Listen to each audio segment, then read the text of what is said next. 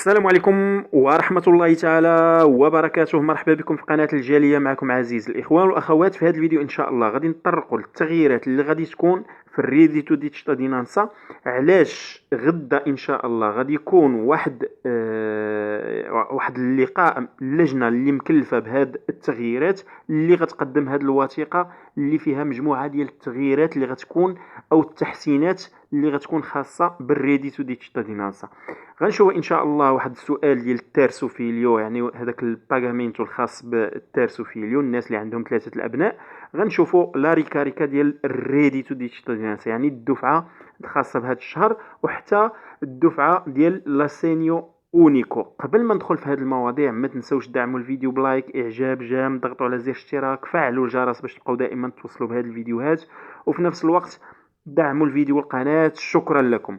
غدا ان شاء الله الاخوان والاخوات غادي نبدا ان شاء الله. قبل ما ندخل في هذه التغييرات ندخل في الدفعه ديال الريدي تو ديتش الخاصه بهذا الشهر، شهر 11. نهار 15 غادي تكون الدفعه خاصه بالناس اللي دفعوا الضمانده اول مره في شهر 10. غتجيهم اول دفعه نهار 15، ويعني غياخذوا الكارطه وفيها اول دفعه. وكذلك الناس اللي سالاليهم الريدي تو ديتش في شهر 9 دفعوا ضمانده جديده ديال التجديد باش يستافدوا 18 شهر اخرى، دفعوها في شهر 10. ونهار 11 نهار 15 ان شاء الله غادي توصلوا في نفس الكارطه باول دفعه من الاستفاده الثانيه. نهار 26 ان شاء الله غادي يكون الدفعه ديال الدفعه يعني ديال اخر الشهر خاصه بالريدي تو ديتش. علاش 27 جات بالسبت؟ اذا غادي الدفعه ان شاء الله غتكون نهار 26. اما لاسينيو اونيكو، يعني هذا الشكل خاص بالابناء ان شاء الله، الناس اللي كيستافدوا من ريدي تو ديتش في نفس التاريخ نهار 26 غادي يبداو يتوصلوا ان شاء الله بالدفعه خاصه بشهر 10. وكذلك الدفعات القديمه، يعني الناس اللي كينتظروا في شي دفعه قديمه ان شاء الله ابتداء من 26 غادي يتوصلوا بها خاصه بلاسينيو اونيكو. بالنسبه للتغييرات غادي نجاوب على هذاك السؤال ديال التيرسوفيليو، الناس اللي عندهم ثلاثه الابناء.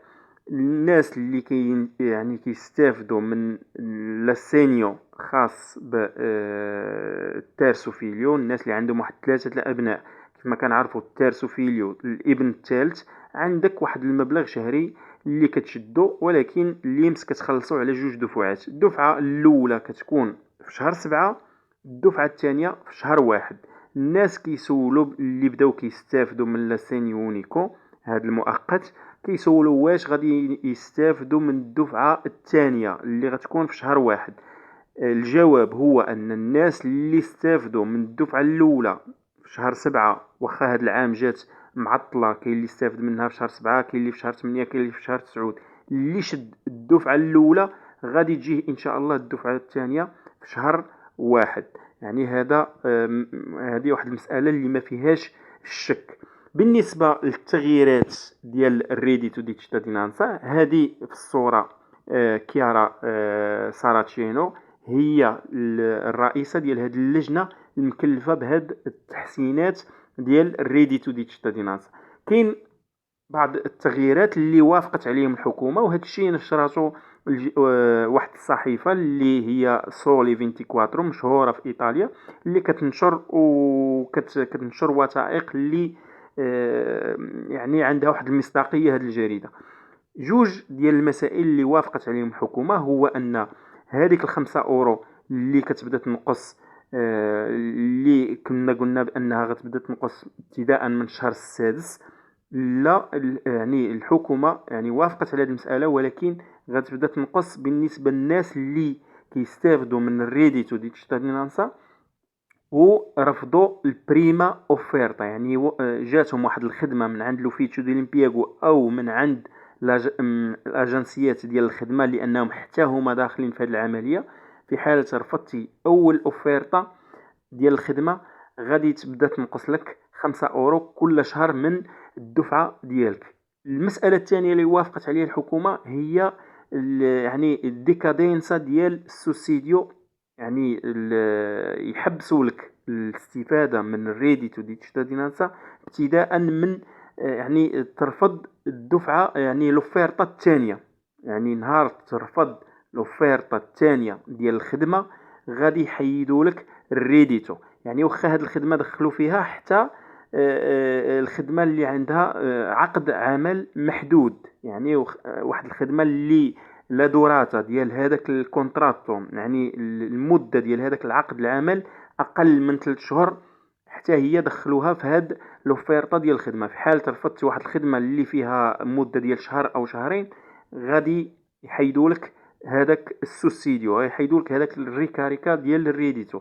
وكذلك الإخوان حتى الخدمة ديال بارتايم حتى هاد الخدمة ديال 3 سوايع 4 سوايع في النهار، في حالة جاتك واحد الأوفيرطا بارتايم ورفضتيها غادي يحيدولك السوسيديو، يعني ما تبقاش تستافد. وحتى مدخلين حتى لا ديستانسا.